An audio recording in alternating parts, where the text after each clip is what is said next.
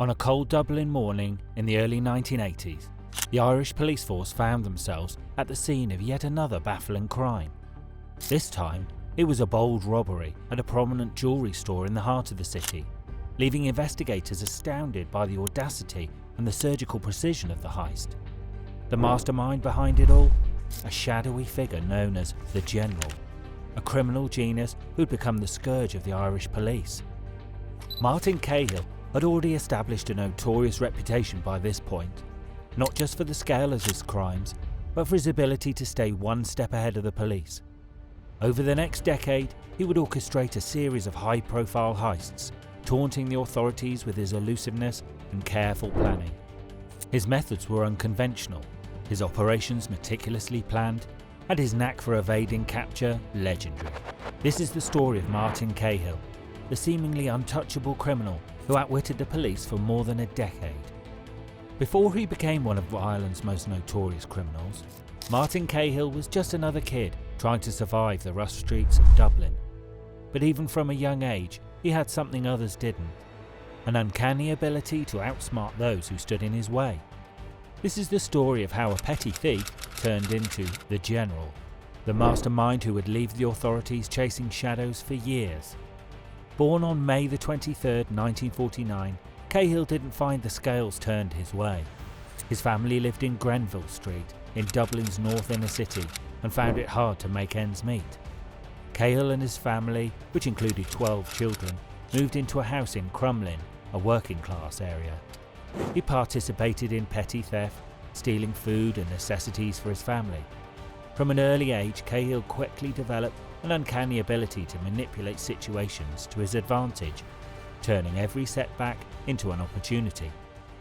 His first encounter with the justice system came at the tender age of 12, when he was convicted of larceny. This conviction marked the beginning of his lifelong dance with the law, a relationship in which he would often stay one step ahead of the authorities. As he matured, so did his criminal activities. By 16, he'd been sentenced to 2 years in Dengen, an industrial school in County Offaly, for burglary, his 5th conviction by that point. The industrial school was a harsh environment, run by the Oblates of Mary Immaculate, a religious order. It was here, in the bogs of Offaly, that Cahill claimed his true criminal mindset began to take shape. In his later years, he would reflect on this time, stating, "If anyone corrupted me, it was those mad monks down in the bog." This experience is often cited as a turning point in his life, a claim that resonated with many who believed that Ireland's institutional systems, particularly those run by the church, played a role in creating the criminals they sought to reform. Ironic, isn't it?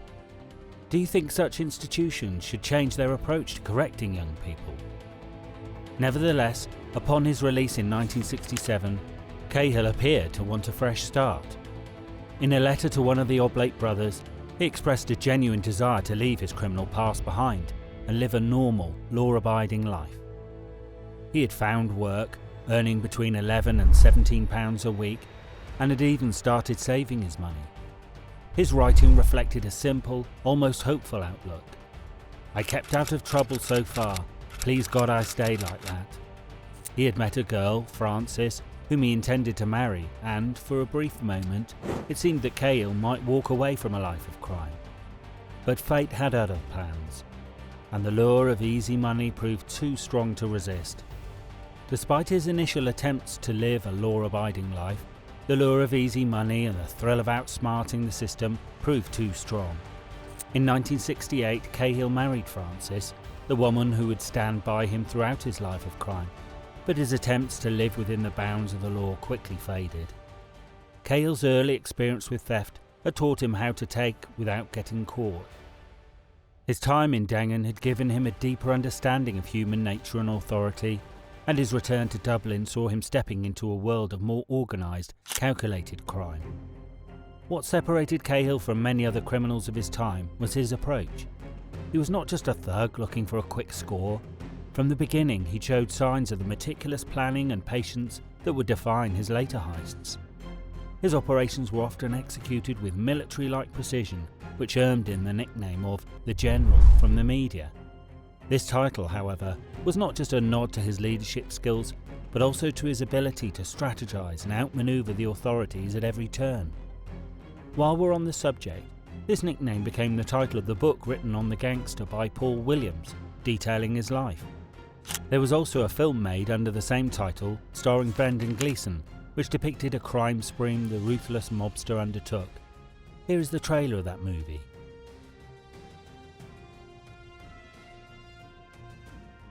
Come to confess a few crimes? You know why they sent me here, don't you? Because of me, I hope. Yes, because of you. Because they think I know your wiles and your ways. And I do. It was my life. The movie led Gleeson's acting career to shoot up. Coming back to the general story, in the early stages of his criminal career, Cahill kept a relatively low profile. He didn't immediately dive into high-profile crimes, but rather built his reputation slowly, focusing on smaller but lucrative operations. His ability to evade detection during these years was remarkable, even as he faced the occasional setback. Every time the police came close, Cahill would shift gears, changing tactics, and leave them scrambling for answers. He was always one step ahead, a trait that would frustrate the police for more than a decade. But what made Cahill so effective? It wasn't just his criminal instincts, but also his deep understanding of the systems he was up against. Growing up in a working-class neighbourhood, he had seen firsthand how institutions like the police, the welfare system, and even the church operated. He knew their strengths and, more importantly, their weaknesses. As a result, he crafted his criminal enterprises with these vulnerabilities in mind. He exploited the cracks in the system, understanding that bureaucracy often worked in his favour. The police were often too slow, the welfare system too rigid, and the public too distracted to see what was happening right under their noses. As Cahill's reputation grew, so did his ambitions. But his rise was not without its moments of tension. Even within the criminal underworld, Cahill was seen as an outlier. He wasn't particularly interested in aligning himself with established gangs or syndicates, but despite his avoidance of the gang associations, Cahill maintained a curious public persona. He appeared in court wearing disguises, wigs, false moustaches, even a balaclava, mocking the very system that was trying to bring him down. In one famous incident, he stripped off his clothing in front of reporters, revealing a Mickey Mouse t-shirt. Here's a glimpse of this media coverage.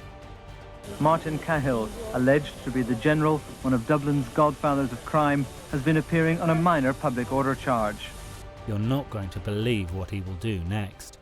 But he used a public court appearance to demonstrate his contempt for the Gardaí and to mock their methods. Mickey Mouse! Now that sounds like a quirky criminal. The press couldn't get enough of him, and considering these shenanigans, rightly so. Here's a glimpse of his media coverage. To me now, this is just a big publicity thing because of the want to show people. To be made sort of like fools of, and they're saying, we'll show. When questioned by reporters about why he wore a balaclava in public, Cahill famously responded, "Maybe if I was guilty, I probably wouldn't. Seeing that I'm innocent, I do."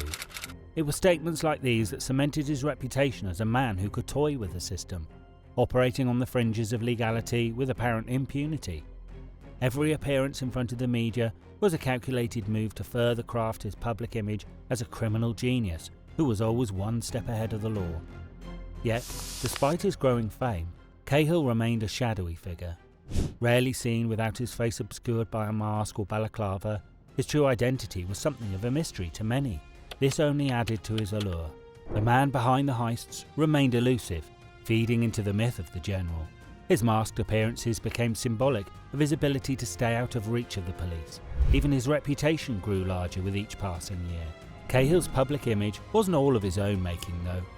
The media, in many ways, was responsible for building the legend around him. His heists were covered with almost breathless fascination, each new story adding layers to his persona as the mastermind who outwitted the authorities time and time again. The press detailed his cunning, his brazen defiance of the security agencies, and his ability to stay ahead of the game, all while portraying him as a character larger than life.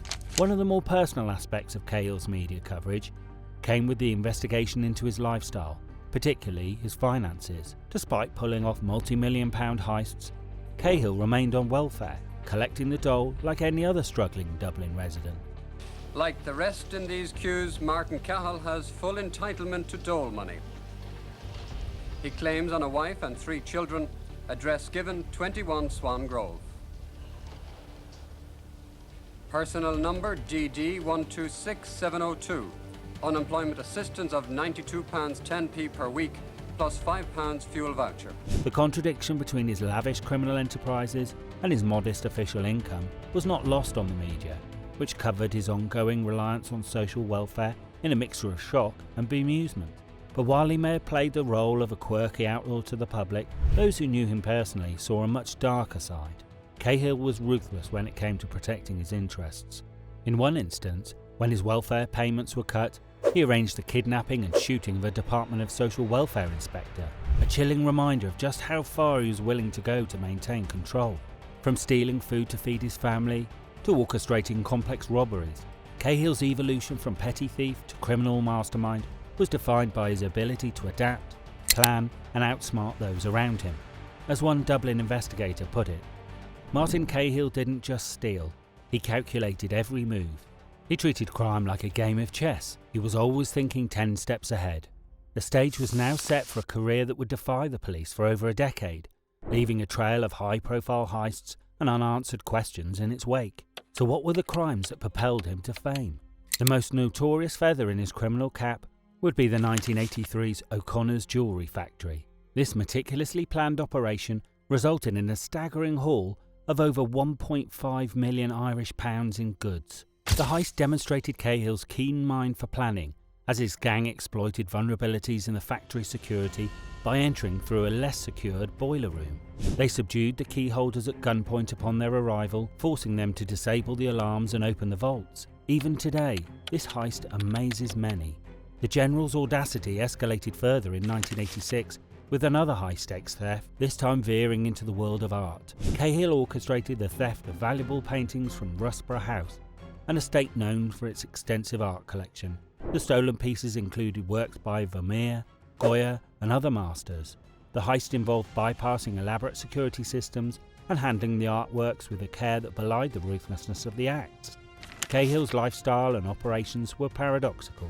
Despite the immense wealth he accrued from his criminal activities, he maintained a relatively modest life in public view, living in a simple house in Rathmines with his wife Frances and moving frequently between this and another family residence. This modesty was a strategic choice, designed to deflect attention from his ill-gotten gains and keep the police at bay. The climax of Cahill's criminal career came with his death in 1994, a shocking and mysterious incident that had tongues wagging for decades. Media interest in Cahill didn't wane after his death. If anything, it intensified. The Criminal Assets Bureau launched an investigation into Cahill's wealth, seeking to seize the assets he had accumulated through his criminal activities. The house he had bought for £80,000 Irish pounds in Rathmines, which had since appreciated to a value of over €300,000, became a focal point of these investigations. The CAB was determined to strip Cahill's estate of the proceeds of his crime, and the media closely followed every development in this ongoing battle. In fact, after his death, the CAB found much more than they expected when they seized his house. During a routine inspection, officers discovered a stash of valuables buried in the back garden. The items, which included silverware and chalices stole from a church, were another testament to Cahill's extensive and varied criminal enterprises. The discovery made headlines, with the press once again fascinated by the lingering mysteries surrounding the General.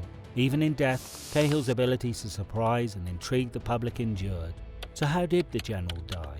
For decades, Martin Cahill outsmarted the police, slipping through their grasp and carrying out some of the most daring and lucrative heists in Irish history. But on August the 18th, 1994, his luck ran out. In broad daylight, as Cahill sat behind the wheel of his car in Dublin's Ranelagh district, a lone gunman approached and eliminated him at point-blank range. The hit was executed with clinical precision, leaving Cahill dead instantly. In the immediate aftermath, suspicion fell on fellow mobster John Gilligan. Gilligan, a known figure in Dublin's criminal underworld, had a long history with Cahill, and their relationship was far from friendly. Speculation grew that Cahill's murder was the result of a power struggle between the two crime bosses. Gilligan himself acknowledged the rumours in later interviews, stating, "There's a couple of people thinking I'm responsible for killing Martin Cahill." He even went further, saying, "People say I got Paddy Dutchy Holland to do it." Holland, a known enforcer for Gilligan, was later convicted of the elimination of journalist Veronica Guerin, which only fueled the rumours that he had been involved in Cahill's death as well. At the time, the theory that Gilligan had orchestrated the assassination made sense to many. Cahill and Gilligan had once been close, but their relationship soured as they moved in different directions. Gilligan transitioned from traditional robberies to drug trafficking, a move that Cahill reportedly disapproved of. Cahill made it clear that he wanted nothing to do with the narcotic trade, and tensions between the two men escalated. However, as investigators delved deeper, a different story began to emerge, one that pointed away from Gilligan and towards the involvement of a far more powerful organisation, the Irish Republican Army. For months, the IRA remained silent on their role in Cahill's death, allowing the rumour of Gilligan's involvement to swirl. But eventually they came forward and claimed responsibility for the assassination, shifting the narrative entirely. The IRA's decision to take out Cahill was rooted in his alleged involvement with loyalist terrorists, a betrayal that the Republican group could not forgive. In May 1994, just months before Cahill's elimination, a UVF hit squad attempted to install an explosive device in a pub in Dublin, Widow Scanlon's on Pierce Street, where a Republican fundraiser was taking place. The attack was foiled by Martin Doherty, a young Republican doorman who noticed something suspicious and refused to let the attackers into the crowded pub. In retaliation, the UVF gunman shot Doherty multiple times at close range, taking his life. The IRA later discovered that Cahill had allegedly provided a safe house for the UVF assailants the night before the attack. This revelation sealed his fate. According to an IRA insider, Cahill organised the safe house for a loyalist terror gang, and he crossed the line. He never cared about politics, he was just into the money. For the IRA, it didn't matter that Cahill was primarily a criminal with no interest in politics. His action had indirectly aided their enemies and led to the death of one of their own. As far as we were concerned, Cahill had betrayed our country and had to pay the price, the IRA source continued. The Dublin Brigade of the IRA decided to execute Cahill in retaliation for Martin Doherty's elimination, and the Army Council approved the plan. On August the 18th, 1994, the plan was put into action. Cahill, who had evaded the police for years with his meticulous planning and ability to stay under the radar, was caught off guard. He'd been under the Garda surveillance for some time, but his movements that day suggested no immediate danger. As he sat in his car in Charleston Road in Ranelagh, waiting at a stop sign, a gunman dressed as a workman calmly approached and opened fire. The assassin fled the scene on a stolen motorbike, which was later found abandoned. In a matter of moments, one of Ireland's most notorious criminals had been silenced, not by the police who had hunted him for years, but by an organisation he had fatally underestimated. As for Gilligan's speculated role, Gilligan, for his part, didn't shy away from the rumours. He claimed he had once been close to Cahill, even boasting that he'd paid him a wage of £500 a week. Martin wasn't doing too good, Gilligan said. He also hinted that Cahill had made little money from his infamous robberies, despite the millions they had netted. But despite the persistent rumours, no concrete evidence ever linked Gilligan to Cahill's death. Instead, the IRA's claim of responsibility held up under scrutiny. Nevertheless, Martin Cahill's public image has always been that of a cunning but frugal man, one who claimed social welfare benefits while amassing fortunes from high-profile robberies. The CAB's investigation after his death, however, revealed a hidden world of wealth that contrasted starkly with the modest persona Cahill had cultivated. His property in Corper Downs, Rathmines, which he had purchased in 1984 for 80,000 Irish pounds, became the focus of the Bureau's efforts. By 1998, the house had appreciated to a value of nearly €300,000, and it was clear that Cahill's true financial situation had been far more luxurious than he had let on. But the CAB's investigation wasn't short of happening. When CAB investigators first entered Cahill's Corper Downs property, they were met with a sight that spoke to the deep paranoia and calculated defiance that had defined Cahill's life. Inside, the house had been vandalised by Cahill's associates, who had seemingly celebrated with a party before authorities could seize the property. Graffiti was scrawled across the walls and paint was splashed in the upstairs bedrooms. The most ominous discovery, however, was a wooden board covered with nails, hidden beneath the grass in the garden. This booby trap was designed to injure anyone who had unknowingly stepped on it, a final, bitter act of resistance against the authorities. It underscored the violent and distrustful nature of Cahill's world, where even after his death, his associates sought to harm those who would take over his asset. As investigators combed through the property, they found evidence of both luxury and the spoils of criminality. A permanent marker had been used to label various pieces of furniture, and in one final taunt to the police force, a note was left for the CAB officers on the walls: "Have a nice day." It was clear that Cahill's criminal circle had no intention of leaving quietly or without making their presence felt.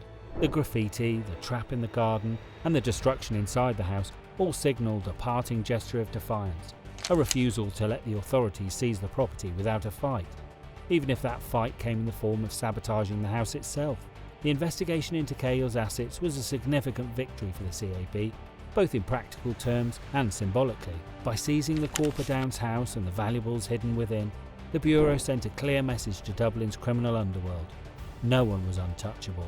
While Cahill managed to evade the police for most of his life, his death marked the beginning of the state's effort to dismantle the wealth he had built through his criminal operations. Former CAB investigator Harry Ainsworth, reflecting on the importance of the Cahill case, remarked, "This was one of the first cases undertaken by the CAB, and it was great to see the proceeds from the sale of the property being returned to the state." The successful confiscation of Cahill's assets represented a shift in the police's approach to organised crime. The CAB wasn't just interested in prosecuting criminals, it was focused on stripping them of their financial power, ensuring that the profits of crime were returned to the public. For the remaining members of Cahill's criminal network, the CAB's actions were a stark reminder that even after death, the consequences of their activities could still be felt.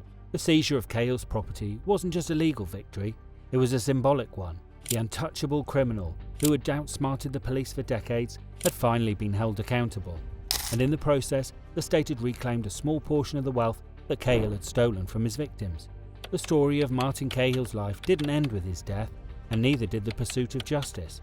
The CAB's efforts to seize his assets revealed the full extent of his criminal activities, and the discoveries made at the Corper Downs showed just how far Cahill had gone to hide his wealth. From booby traps in the garden to hidden bags of stolen valuables, Cahill's legacy was one of audacity, paranoia, and defiance.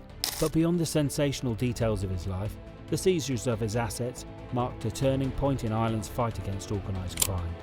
For years, criminals like Cahill had operated with impunity, amassing fortunes that went unchallenged by the authorities. The CAB's work in dismantling Cahill's estate was a clear signal that those days were coming to an end. No longer would criminals be allowed to profit from their crimes without facing the full force of the law. Gilligan relatively recently made headlines for his interviews. Cahill got a mention in those revelations. His £500 a week claim was part of the same interviews.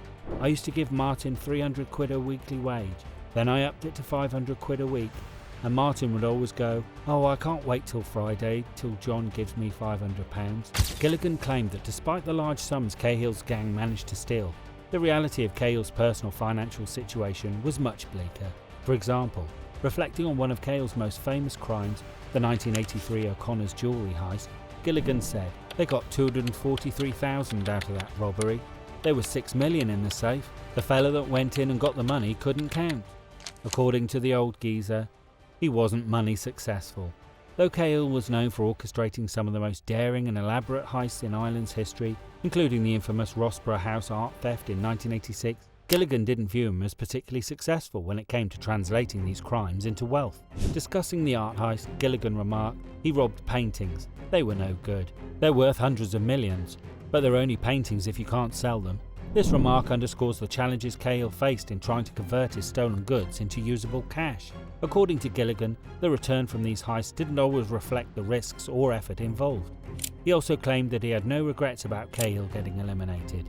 His statements show there was no love lost between the two criminals. What could possibly be the reason? As the 1990s unfolded, Gilligan's focus on the narcotic trade began to create a distance between him and Cahill. According to the information provided, Cahill despised them, and he had no interest in being involved in the narcotics trade, a stance that separated him from criminals like Gilligan, who saw the illicit business as a new and lucrative opportunity. One associate recalled, he wasn't into narcotics himself, in fact, he hated them. Gilligan, however, was rapidly growing his narcotics empire, becoming a key player in Ireland's cannabis trade. His involvement in this trade marked a significant shift in Dublin's criminal landscape, with drug money fueling new levels of violence and wealth. This divergence in their approaches to crime likely contributed to the growing separation between the two men. While Cahill stuck to the more traditional criminal enterprises, heists, robberies and kidnappings, Gilligan embraced the massive profits that came with narcotic trafficking. That's why John Gilligan's name was frequently mentioned in connection with the killing, with many believing he had orchestrated the hit in order to eliminate a potential rival. Gilligan, however, denied any involvement in Cahill's murder and expressed frustration at the persistent rumours linking him to the crime. "There's a couple of people thinking I'm responsible for killing Martin Cahill," Gilligan said in a taped interview. He further addressed the specific rumour that he had ordered Paddy Dutchy Holland to carry out the assassination, saying, "People say I got Paddy to do it." However, Gilligan was adamant that he had nothing to do with Cahill's death. "I had no involvement on the planet," he stated unequivocally. Despite Gilligan's denials, the speculation continued for years, fueled by the fact that he and Cahill had once been associates but had since drifted apart, largely due to Gilligan's involvement in the drug trade. The timing of Cahill's death, just as Gilligan's influence on the underworld was growing, further fed the rumour mill. However, as it eventually became clear, Cahill's assassination was the work of the IRA, not Gilligan or any of his associates. Gilligan also addressed another rumour that circulated after Cahill's death, that Cahill had lent him money to start his narcotic empire, and that this debt had led to Cahill's execution. Gilligan dismissed these claims, stating, "Martin Cahill had no money. A lot of people thought Cahill had tons of money. I heard all sorts of money. £500,000, £250,000, £100,000, £160,000. Gilligan went on to explain that the idea that he would have needed to borrow money from Cahill was absurd, particularly given that he had built his illicit business without such assistance. In his view, Cahill's financial situation at the time was not strong enough for him to be lending money to others. If there was any truth that I owed Martin Cahill any amount of money, whatever money it was supposed to be, why would I not pay him?"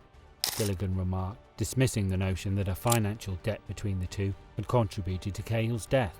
In the end, while Cahill and Gilligan had an association that spanned several years, their relationship was not one of direct partnership in criminal enterprises. Instead, it was one marked by financial support, mutual respect, and, eventually, diverging paths. Gilligan's entry into the drug trade and Cahill's refusal to engage in that world created a natural distance between the two men, but their connection remained a key part of both of their stories. For a time, Gilligan saw Cahill as a figure to admire, even as someone to support during rough patches. But as Dublin's criminal world evolved, so too did their association. Gilligan's denial of involvement in Cahill's death, paired with his frank comments about Cahill's financial struggles, offers a rare glimpse into the dynamic between two of Ireland's most infamous criminals. And with that, Martin Cahill's long battle with the law came to a close. Although he outsmarted the police for years, in the end, his enemies caught up with him. His legacy remains one of the most notorious in Ireland's history.